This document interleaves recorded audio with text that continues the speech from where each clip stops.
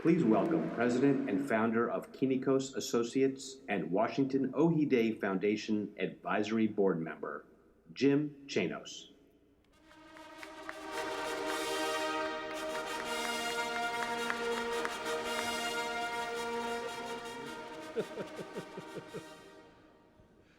Good evening, everyone, and to Andy and Mike, to George, Your Excellency,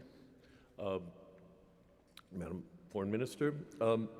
It's my very distinct pleasure to discuss the recipient of the first award of the evening, named after, and I'm going to mangle the name, Archbishop Chrysostomos. There we go, again.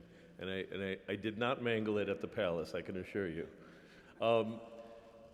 Tonight's honoree is someone who, it's hard to believe, embodied the spirit of the Archbishop and the Mayor many, many years ago, but did so as a member of the royal family of Greece.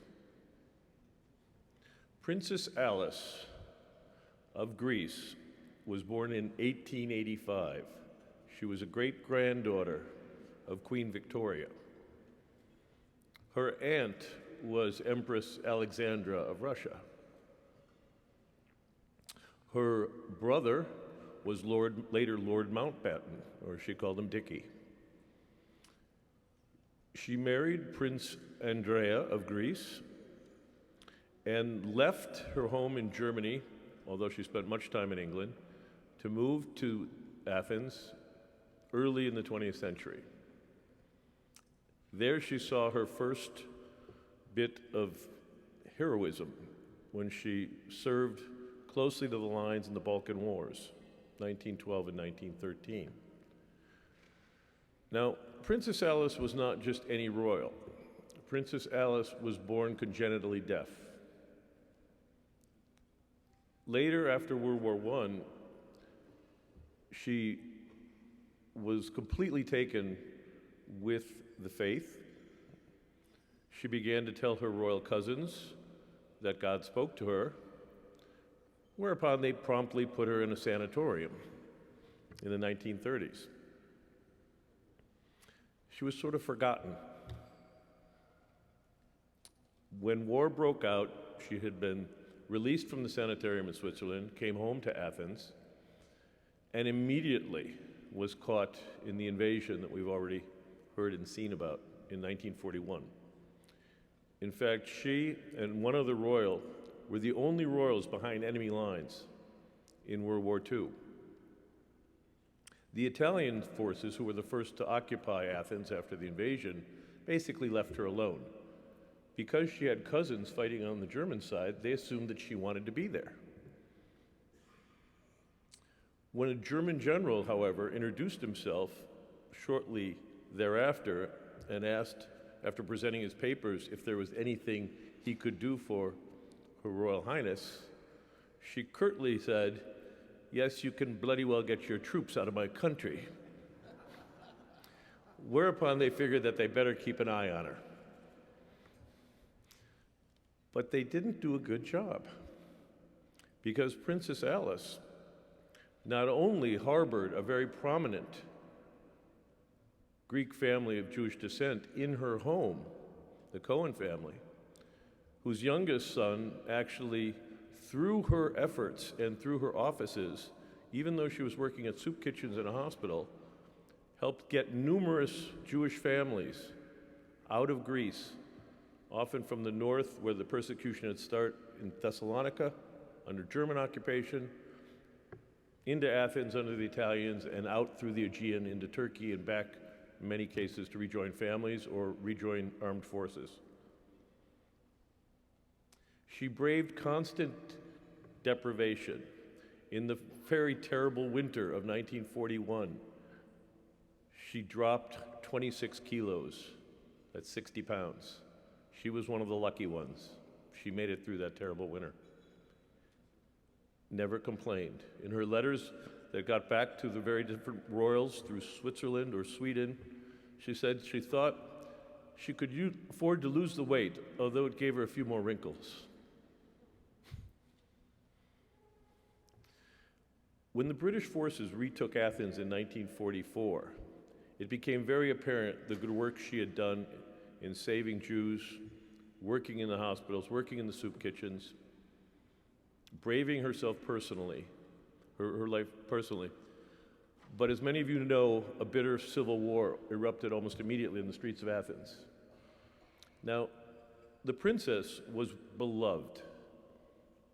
People on both sides, whatever their politics, knew what she had done, and no one would ever harm her intentionally. But the British officer in charge said, "Your Royal Highness, I can't have you out on the streets. You might get shot." Whereupon she said, "They say that you never hear the bullet that gets you, but it doesn't really matter, I'm deaf." You have to like this woman. As I was reading her story, I couldn't wait to turn the pages. It was amazing. So shortly thereafter, the war ends, and she joins a Greek Orthodox convent. And she moves back to England. And there's a wonderful, wonderful photo of the coronation of Queen Elizabeth, 1953, Westminster Abbey. And there is this little hunched over figure in gray, in a nun's habit, a Greek Orthodox nun's habit, leading the procession out of Westminster Abbey. And no one at the time really sort of knew who it was. The royals didn't talk about her. It was Princess Alice, as the last surviving great-granddaughter of Queen Victoria. She went back to Athens and continued her good works.